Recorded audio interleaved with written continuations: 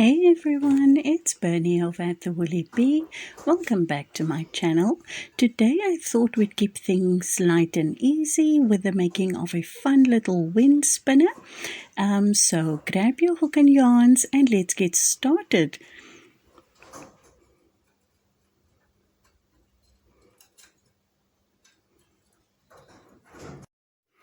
So I had in my stash this lovely mix of variegated yarn. It's called Utopia D grade.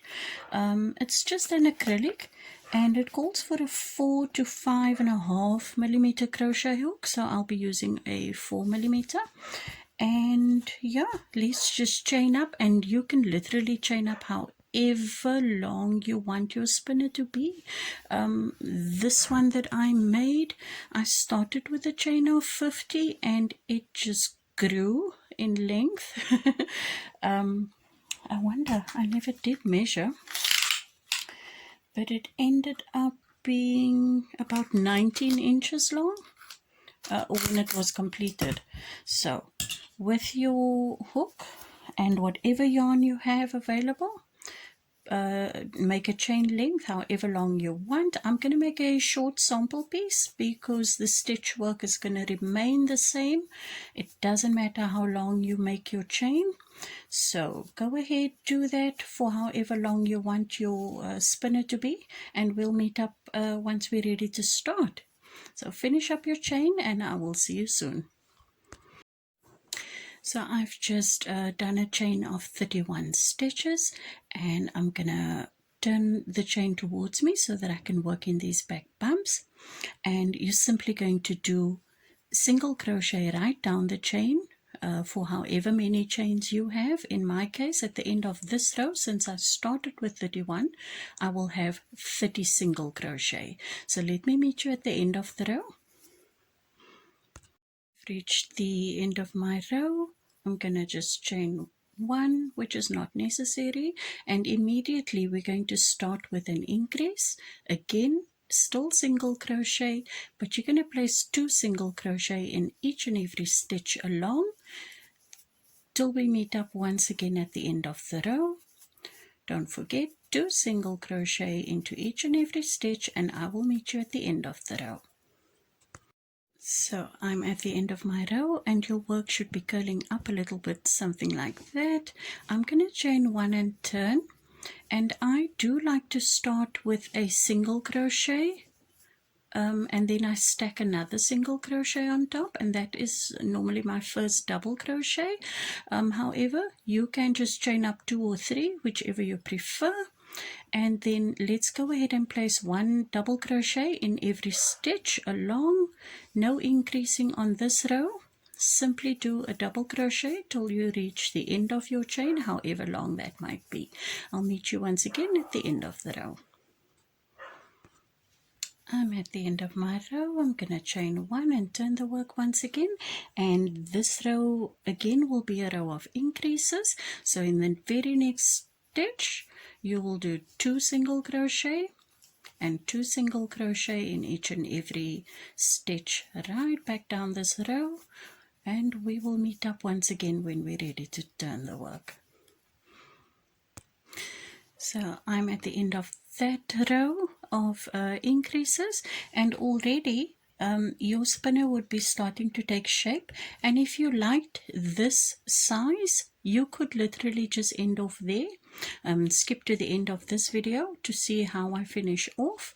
But if you want to do if you wanted to have a larger disc diameter, then let's do another round of double crochet. Simply chain 1, turn the work,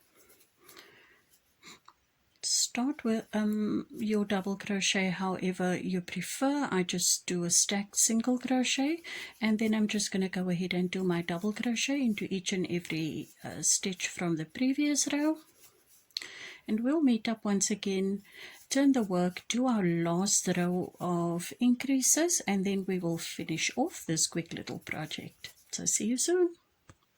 So for our last round, I've chained 1, and we're going to do our last row of increases. So 2 single crochet into each and every stitch, and then we'll meet up at the end where we will finish off this fun little project. Okay, so I'm at the end of my row. I'm just going to pull up a nice long loop so that I don't lose anything, because we're not done with that end yet. But let's shape our wind spinner into the little disc. So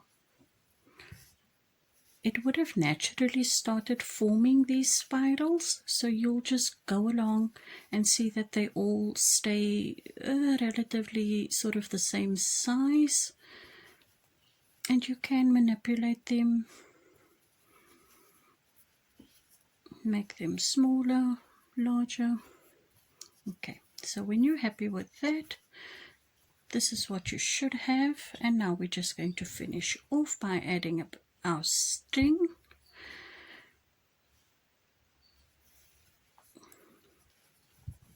So if this is where we would have started with our project if you counted back. So that's your last row of increases: double crochet, single crochet, double crochet, single crochet. This is where we started. So I'm just going to finish up this edge and head right back to the start, and that is where we'll add our string, or drawstring, or whichever you want to call it. So I'm going to chain one, and just along this edge here, simply going to slip stitch down to the start of our project.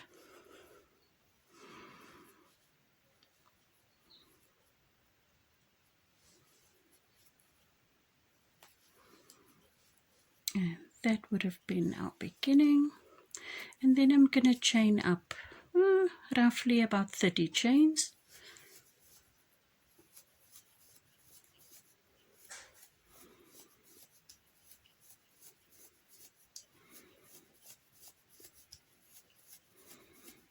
And that will allow you to tie it onto anything really, or you can turn it over and make a loop so that you can just slide it onto something, whichever way you prefer. If you want a longer chain, if you want to add an extra one, you may do so, but this is where I'm going to finish off. Pull that through, and that essentially is my little wind spinner. I hope you guys have enjoyed this little project, and I hope that you join me for more future projects. Thank you so much, guys. Have a great weekend. Bye bye.